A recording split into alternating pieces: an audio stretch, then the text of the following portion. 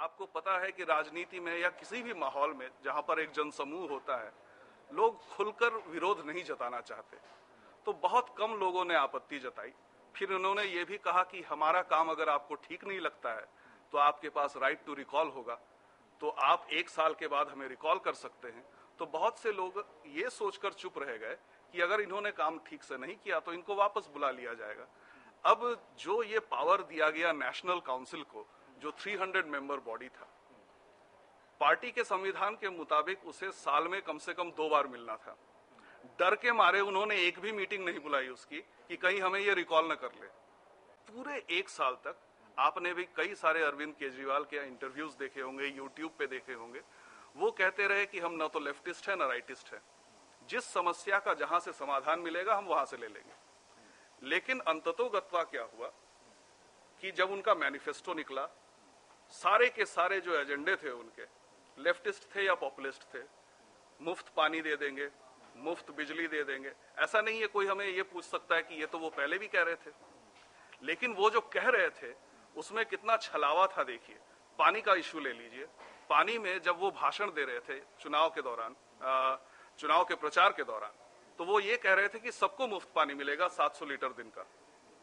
जब उन्होंने मैनिफेस्टो बनाया, मैनिफेस्टो में ये राइडर डाल दिया कि अगर आपके पास पाइपलाइन है और मीटर कनेक्शन है, ठीक है, ये तो हमें बाद में पता चला, पहले राइडर ये डाला कि 700 लीटर से एक बूंद पानी भी अगर ज्यादा आप खर्च करते हैं तो पूरे कंजम्पशन का आपको रेट चुकाना पड़ेगा।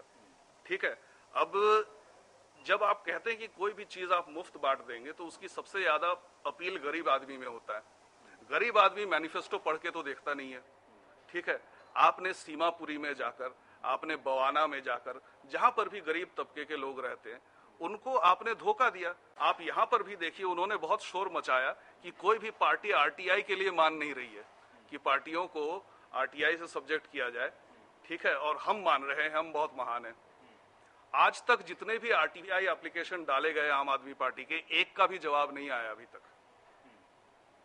इस तरह से आप हर जगह पे आप देखिए, वादे तो बड़े बड़े कर दे। ऐसा है कि 1999 का जो लॉ कमीशन रिपोर्ट था, उसमें ये कहा गया था कि भ्रष्टाचार को कम करने के लिए लोकपाल का होना बहुत जरूरी है।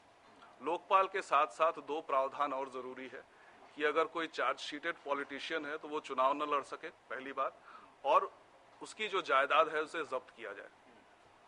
ये 3 पॉइंट में से, इन तीनों पॉइंट्स को लेकर गांधी सेवा और सत्याग्रह ब्रिगेड एक संस्था है जिसके मुखिया हैं शंभू दत्त शर्मा, जो कि ट्रांसपेरेंसी इंटरनेशनल के इंडिया चैप्टर को स्थापित करने वाले संस्थापक हैं। इनसे इनकी मुलाकात हुई, वहां से उन्होंने लोकपाल का आइडिया ले लिया। अब उन्हें एक मैस्कट की जरूरत थी कि इस आंदोलन को आगे बढ़ाने के लिए एक चेहरा को सामने रखना चाहिए, क्योंकि हमारा समाज जो है वो व्यक्तिवादी समाज है, विचारवादी समाज नहीं है। किसी चेहरे की अपील से लोग जल्दी खींचे चले आते हैं। वो सोच रहे थे कि किस तरह से एक बड़ा आंदोलन किया जाए। लवलीन थडानी ने अरविंद केजरीवाल को एल के आडवाणी से मिलाया, आडवाणी से इनकी मुलाकात हुई। उसके बाद हुआ क्या कि उसी साल एल के आडवाणी की एक यात्रा फ्लॉप हो चुकी थी, कोई खास रिस्पांस पब्लिक का आया नहीं था। तो आडवाणी जी ने इनको कहा कि देखिए, पॉलिटिकल पार्टीज की साख इतनी कम हो चुकी है कि हम अगर भ्रष्टाचार के खिलाफ आवाज उठाएं तो कोई सुनेगा नहीं, लोग हंसेंगे कि आप कौन सी बड़ी बड़ी बातें कर रहे हैं, आप भी तो ऐसे ऐसे केसेस में लिप्त हैं, या कम से कम आरोप है आपके ऊपर, तो इसकी क्रेडिबिलिटी नहीं होगी।